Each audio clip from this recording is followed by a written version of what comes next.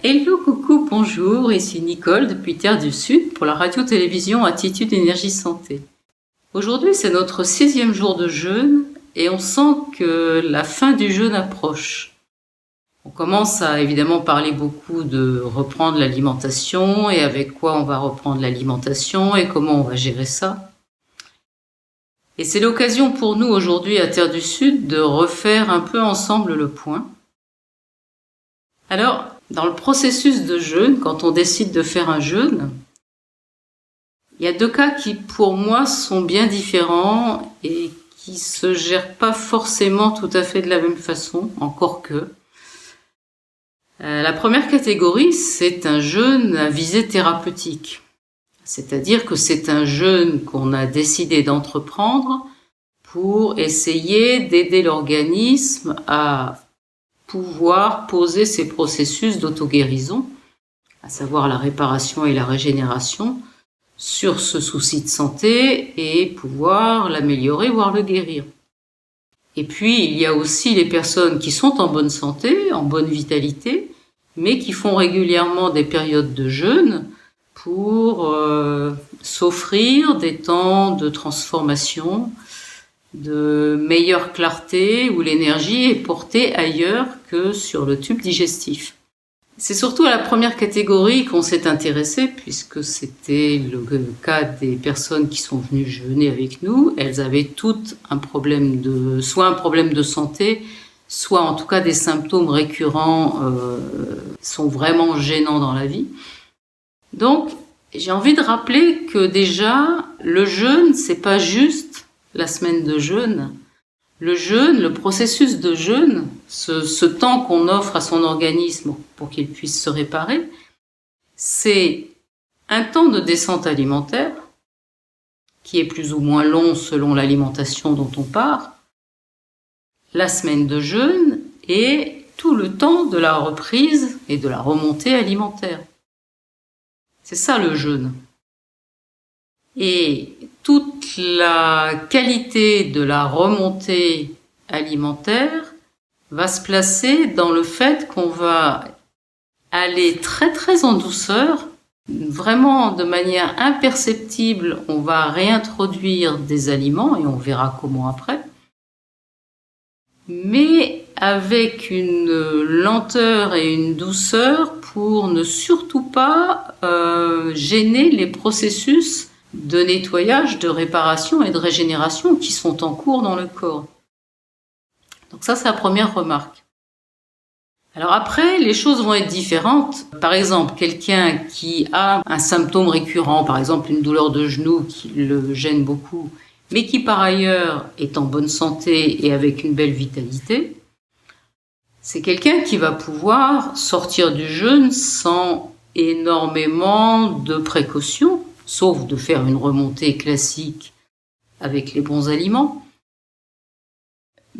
Mais il ne va pas y avoir de précautions particulières à prendre par rapport à son tube digestif ou par rapport à son manque de vitalité. Mais le fait qu'il ait une douleur de genou et vraisemblablement un début d'arthrose ou des tendons abîmés, un ménisque abîmé, ça va être quelque chose qui va donner envie de prolonger au maximum les processus de réparation et de régénération. Et donc, effectivement, de ne pas prendre de grandes précautions sur le choix des aliments, mais en tout cas de rester sur des aliments qui sont surtout anti-inflammatoires, en tout cas pas pro-inflammatoires. Voilà, ça c'est la première grosse distinction selon que les gens ont une belle vitalité ou une vitalité basse. Et bien sûr, vous avez compris, si la vitalité est basse, il va falloir y aller très très très doucement pour ne pas brutaliser l'organisme qui était déjà affaibli avant le jeûne et qui souvent s'est encore un peu plus affaibli pendant le jeûne du fait du peu de vitalité. Donc on va remonter très très très très très doucement. Après, il y a autre chose à savoir, c'est que quand on est en jeûne, il n'y a plus d'énergie du tout qui est dépensée par la digestion et le corps va transporter énormément de choses sur les processus de réparation et de régénération. Et par exemple, les enzymes digestifs au niveau de l'estomac ne sont plus du tout sécrétées pour l'estomac, mais au contraire sont des enzymes qui vont être déviées sur les processus d'autophagie et de réparation et de régénération. Donc, si on reprend l'alimentation trop vite, eh bien, on va amener des aliments dans un estomac qui n'est pas prêt, qui n'a plus ces enzymes pour la digestion. Donc, c'est encore une raison pour aller très doucement. Après, il y a encore une autre raison d'aller doucement. Vous savez que tout est un peu dans une alternance jour-nuit, action-repos dans la vie. Les processus de réparation et de régénération sont aussi sur ce mode-là. Et quand on est en jeûne, il y a des moments où il y a énormément d'action dans l'organisme, où ça travaille beaucoup au niveau de la réparation et de la régénération, et d'autres moments qui sont plus des phases de repos, et puis ça va repartir sur un nouveau palier de réparation, régénération, et ainsi de suite. Donc selon le moment où on va reprendre l'alimentation, il est évident que il va falloir agir avec prudence. Par exemple, je prends un exemple concret, quelqu'un qui aurait depuis des années une sciatique hyperalgique qui la gêne beaucoup. Si on fait la remontée alimentaire sur une période où la douleur est très présente, parce qu'au cours du jeûne, il est évident que la douleur se réveille parce que justement les processus de réparation et de régénération sont à ce niveau-là. Si on fait la remontée alimentaire sur une période où la douleur est très présente, il va falloir gérer cette remontée alimentaire très doucement. Alors que si on est en phase de repos, ça pourra se faire de manière un peu plus souple. Puis il y a un troisième cas qu'on peut isoler, qui est un cas qui est assez difficile à gérer, c'est quand les processus de réparation et de régénération sont précisément sur le tube digestif. Ce qui est très fréquent de nos jours parce qu'il y a de plus en plus de maladies inflammatoires de l'œsophage, de l'estomac, de l'intestin, les pathologies au niveau du foie, au niveau du pancréas. Alors quand les processus de réparation se font à ce niveau-là, il va falloir y aller extrêmement doucement avec d'abord des jus, puis des smoothies, en étant de préférence sur des fruits et des légumes crus pour avoir un maximum de vitamines et de minéraux. Et il va falloir y aller très doucement.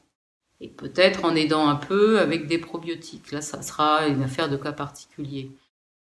Et puis petit à petit, on va réintroduire des légumes cuits sous forme de purée d'abord, potage, purée, et puis en morceaux assez fins.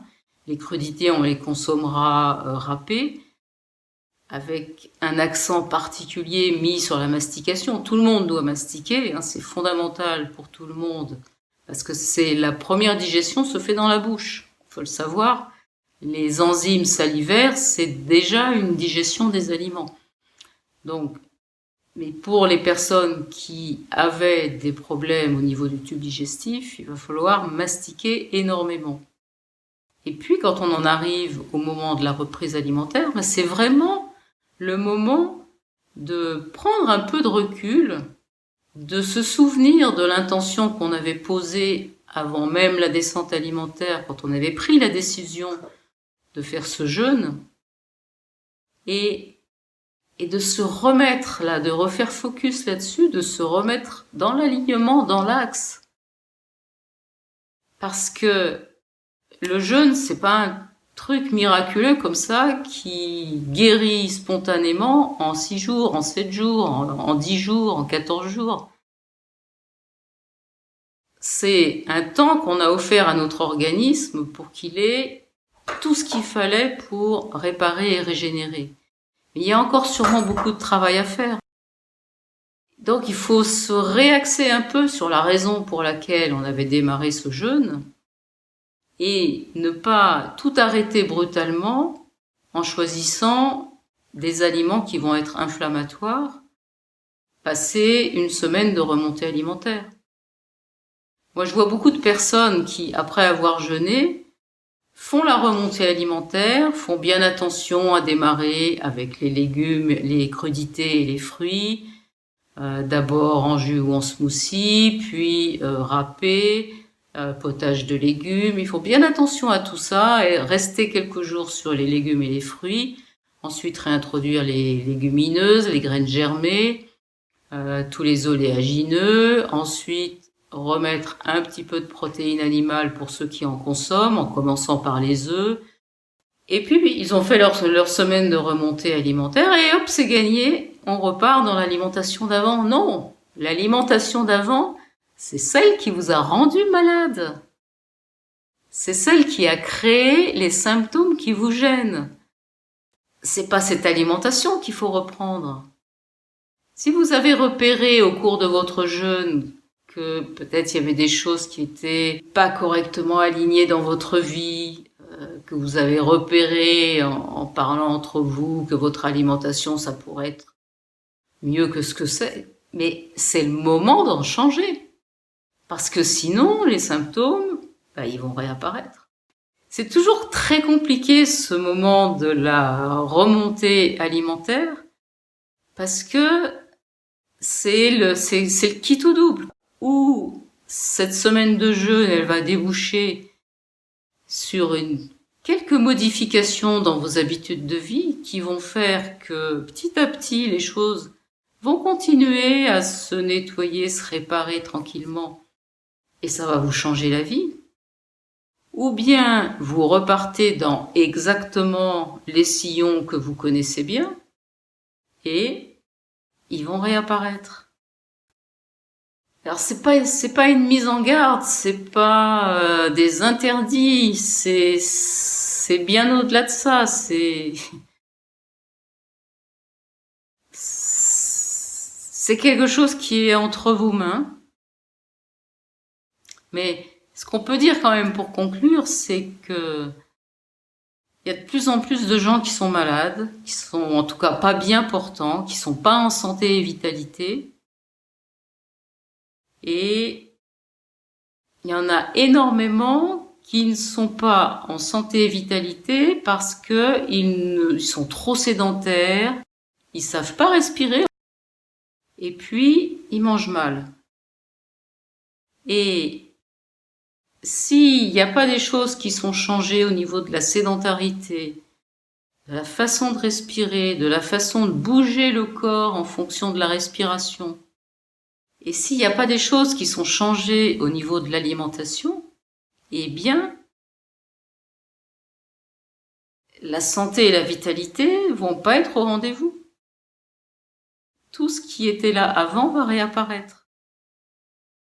Alors, pour finir sur une note optimiste, une remontée alimentaire réussie, c'est une remontée alimentaire dans laquelle on est complètement en conscience, d'une part avec l'intention qu'on avait posée bien avant la descente alimentaire, et d'autre part avec l'idée, d'abord on sait qu'on peut ne pas manger pendant une semaine et que finalement on n'a pas faim, donc avoir une conscience de se nourrir autrement. Peut-être ces 3 repas quotidiens ne sont pas obligatoires, peut-être faire un repas complet avec une entrée, un plat principal et au mieux un dessert ou du fromage et un dessert, c'est pas obligé. Peut-être que manger beaucoup plus de légumes et de fruits crus, c'est bien. Et peut-être que manger moins de viande rouge, ça va être super aussi. Ouvrez-vous à tout ça, expérimentez et surtout, entrez en relation avec les aliments.